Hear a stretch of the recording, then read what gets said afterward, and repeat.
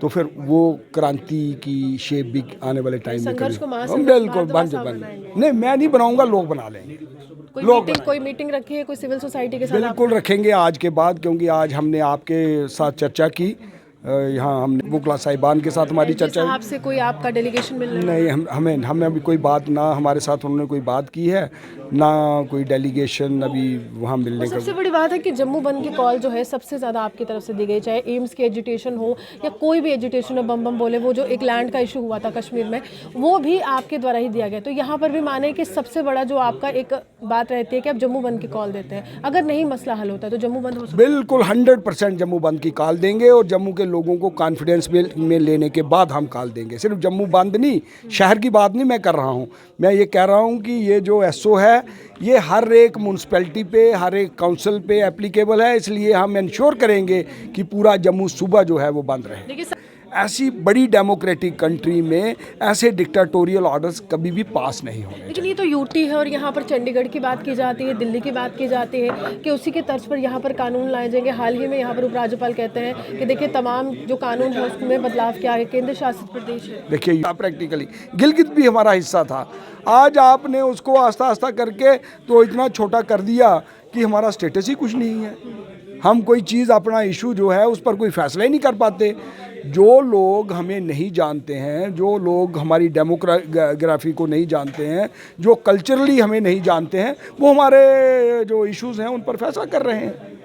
लेकिन इंफ्रास्ट्रक्चर की भी यहाँ पर बात कर रहे हैं कि इंफ्रास्ट्रक्चर नए तरीके से बिल्ड किया जाएगा। जब डेमोलिशन ड्राइव हुई थी तब भी कहा था कि हॉस्पिटल बनाए जाएंगे उन ज़मीनों पर, अभी भी इंफ्रास्ट्रक्चर की बात की जाए। आप बताइए ना मुझे, कौन सी ऐसी चीज़ जो है वो हमें जम्मू के लोगों को मिली है?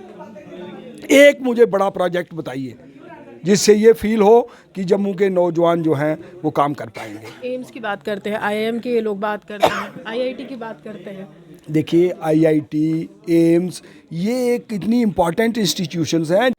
लगातार जो है विपक्ष सवाल उठा रहा था कि आखिरकार जम्मू कश्मीर में विकास की कौन सी नीति चल रही है, जहां पर आर्थिक बोझ जो है लगातार प्रशासन की तरफ से डाला जा रहा है, और प्रॉपर्टी टैक्स जो है वो सबसे बड़ा बोझ जो है इस समय माना जा रहा है। हालांकि जम्मू कश्मीर केंद्र शासित प्रदेश और केंद्र के तमाम कानून यहाँ पर लागू होने हैं, लेकिन उसी के साथ साथ आर्थिक मंदी के दौर से अभी जम्मू कश्मीर उभरा नहीं है। Mister M.K. भारद्वाज साहब हैं, जम्मू में कोई भी मसला होता है तो संघर्ष के लिए सबसे पहले बार एसोसिएशन आती है। तो भारद्वाज साहब, ये जो एक फैसला है, पहले आनाकानी की जाती है, पहले अधिकारियों की तरफ से किया जाता है कि देखिए इस पर सोच विचार हो रहा है, अभी पूरी तरह से इस पर चर्चा नहीं की जाएगी, लेकिन अचानक से यहाँ पर रात को ऑर्डर फ्लैश होता है और प्रॉपर्टी टैक्स आपके साथ। मैं कल जब मैंने ये नोटिफिकेशन पढ़ी तो नोटिफिकेशन पढ़ने के बाद मुझे भी बड़ा अजीब लगा कि हमारे यहाँ एक इलेक्टेड म्यूनसिपल कॉरपोरेशन है, श्रीनगर में भी इलेक्टेड म्यूनसिपल कॉरपोरेशन है। आप जितने अर्बन एरियाज़ हैं, म्यूनसिपल कमेटीज़ हैं, म्यूनसिपल काउंसिल्स हैं, कॉरपोरेशंस हैं, मैं ये एक्सपेक्ट करता था कि यूटी एडमिनिस्ट्रेशन उन सारी म्यूनसिपल कॉरपोरेशंस, कमेटीज़ और काउंसिल से पहले ओपिनियन ले लेती कि क्या हमको प्रॉपर्टी टैक्स लगाना चाहिए, क्या जम्मू की जनता या कश्मीर की जनता प्रॉपर्टी टैक्स जो है उन पे जो इम्पोज हो रहा है उसको झेलने के लिए तैयार है, क्या हम लोग इकोनॉमिकली इतने सफिशेंट हैं कि हम लोग ये टैक्स पे कर पाएंगे।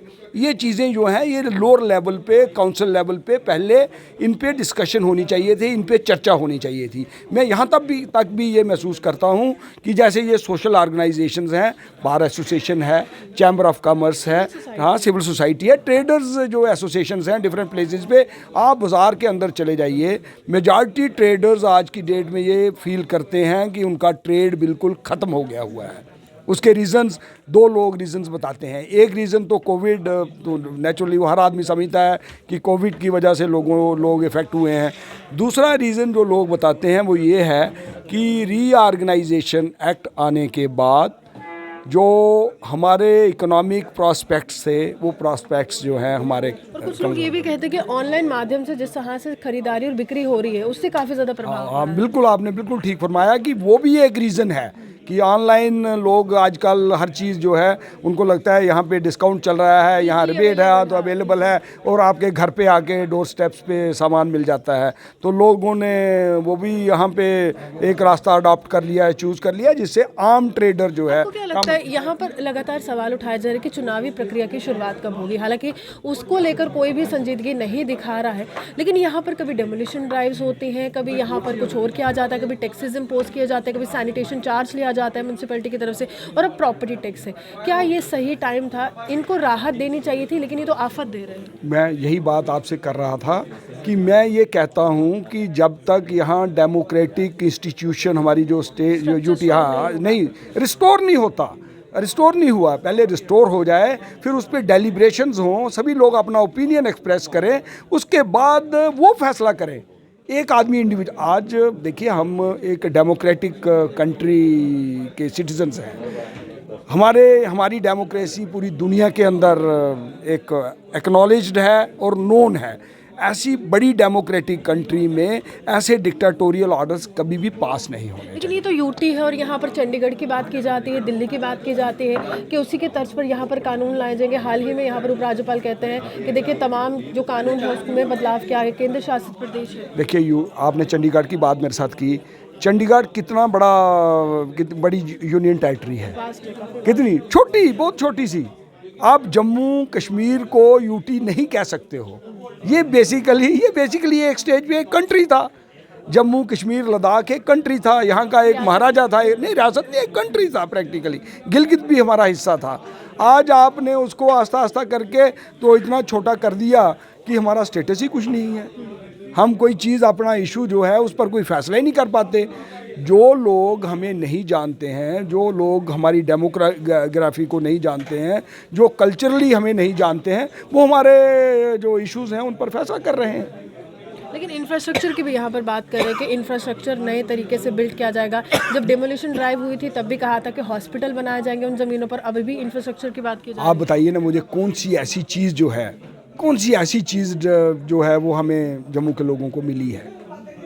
एक मुझे बड़ा प्रोजेक्ट बताइए जिससे ये फील हो कि जम्मू के नौजवान जो हैं वो काम कर पाएंगे। एम्स की बात करते हैं, आईआईएम की ये लोग बात करते हैं, आईआईटी की बात करते हैं।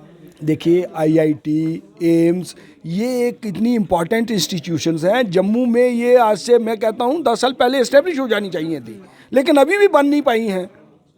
आपका सुपर स्पेशलिटी हॉस्पिटल है, आप जा कर के देखिए, वहाँ पे इनके पास फैकल्टी नहीं है, जो अच्छे डॉक्टर्स हैं वहाँ अवेलेबल नहीं है।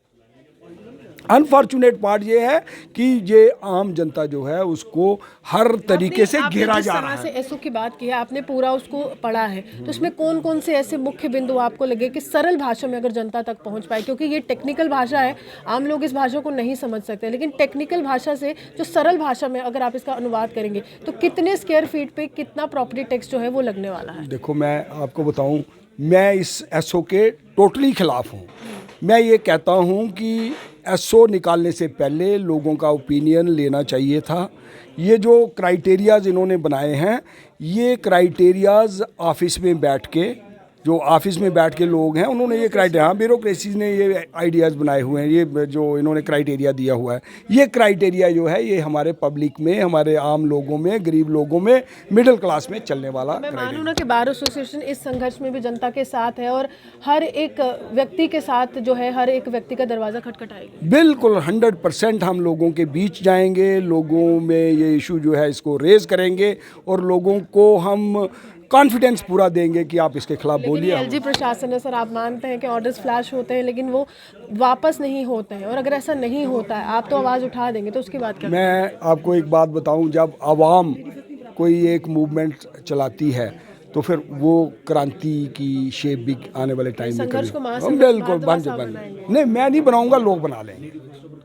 कोई मीटिंग रखी है कोई सिविल सोसाइटी के साथ? बिल्कुल रखेंगे आज के बाद, क्योंकि आज हमने आपके साथ चर्चा की, यहाँ हमने ये प्रेस कॉन्फ्रेंस आज बुलाई हुई थी, वकला साहिबान के साथ हमारी चर्चा। साहब से कोई आपका डेलीगेशन मिल रहा है? नहीं, हमें अभी कोई बात, ना हमारे साथ उन्होंने कोई बात की है, ना कोई डेलीगेशन अभी वहाँ मिलने का। सबसे बड़ी बात है कि जम्मू बंद की कॉल जो है सबसे ज़्यादा आपकी तरफ से दी गई, चाहे एम्स की एजुटेशन हो या कोई भी एजुटेशन हो, बम बम बोले, वो जो एक लैंड का इशू हुआ था कश्मीर में, वो भी आपके द्वारा ही दिया गया। तो यहाँ पर भी माने कि सबसे बड़ा जो आपका एक बात रहती है कि आप जम्मू बंद की कॉल देते हैं, अगर नहीं मसला हल होता है तो जम्मू बंद हो सकता है। बिल्कुल 100% जम्मू बंद की कॉल देंगे, और जम्मू के लोगों को कॉन्फिडेंस में लेने के बाद हम कॉल देंगे। सिर्फ जम्मू बंद नहीं, शहर की बात नहीं मैं कर रहा हूँ, मैं ये कह रहा हूँ कि ये जो एसओ है ये हर एक म्यूनसिपैलिटी पे, हर एक काउंसिल पे एप्लीकेबल है, इसलिए हम इंश्योर करेंगे कि पूरा जम्मू सुबह जो है वो बंद रहे। देखिए, साफ तौर पर हम आम जनता के साथ और आम जनता का दरवाज़ा खटखटाते हुए उनको ये बताएंगे कि संघर्ष को महासंघर्ष कैसे बनाना है। मेरे साथ भारद्वाज साहब थे, उम्मीद है कि तमाम लोगों की बात करने वाले भारद्वाज साहब, आपको इनकी बातें जो है वो काफ़ी पसंद आई होंगी और अब जो है पूरी तरह से जनता के दरवाजे पर दस्तक भी देने वाले हैं। आप भी हमारे साथ बने, देखते विश्व।